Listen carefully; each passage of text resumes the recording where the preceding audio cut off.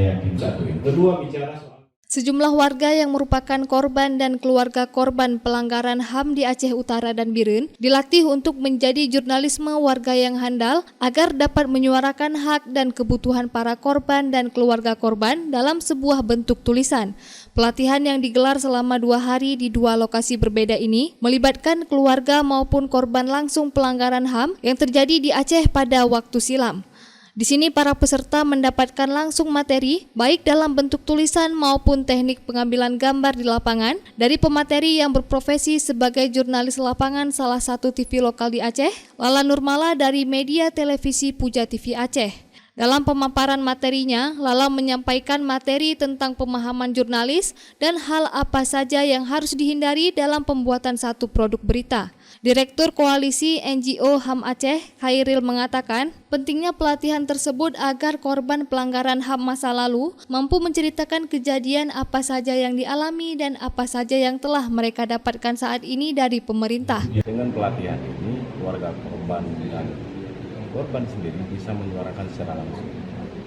Karena harapan dalam kita memberikan training jurnalisme warga ini bisa mengkampanyekan kebutuhan korban terkait dengan pemulihan itu seperti apa. Sehingga kita tidak berasumsi terkait pemulihan korban yang selama ini diberikan oleh pemerintah. Ada yang tidak tepat sasaran. Sehingga dengan adanya jurnalisme warga ini, masyarakat sendiri bisa bersuara untuk kita ketahui sejauh mana bantuan yang sudah diberikan. Selama ini banyak program pemerintah, akan tetapi itu tidak langsung bersentuhan dengan korban. Maka dengan jurnalisme warga ini, korban yang belum mendapatkan pelayanan dari pemerintah bisa menyuarakan langsung melalui media-media yang digunakan selama ini.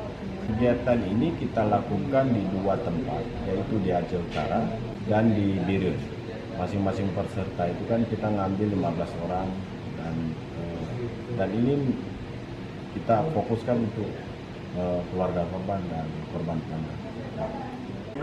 Sementara itu, Husna, salah seorang pendamping korban di kawasan Aceh Utara mengatakan, kegiatan tersebut merupakan wadah bagi para korban maupun keluarga korban untuk bisa menulis hal-hal apa saja yang dirasakan para korban pasca perdamaian. Menurut saya ini ya ruang untuk kelompok muda yang selama ini memang belum mendapat akses dan lama ditinggalkan di beberapa daerah di Kabupaten Aceh Utara.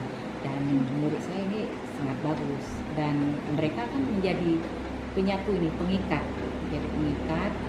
sampai bisa kedepannya maunya seperti apa untuk kasus-kasus pelanggaran HAM yang dialami oleh keluarganya dan keluarga.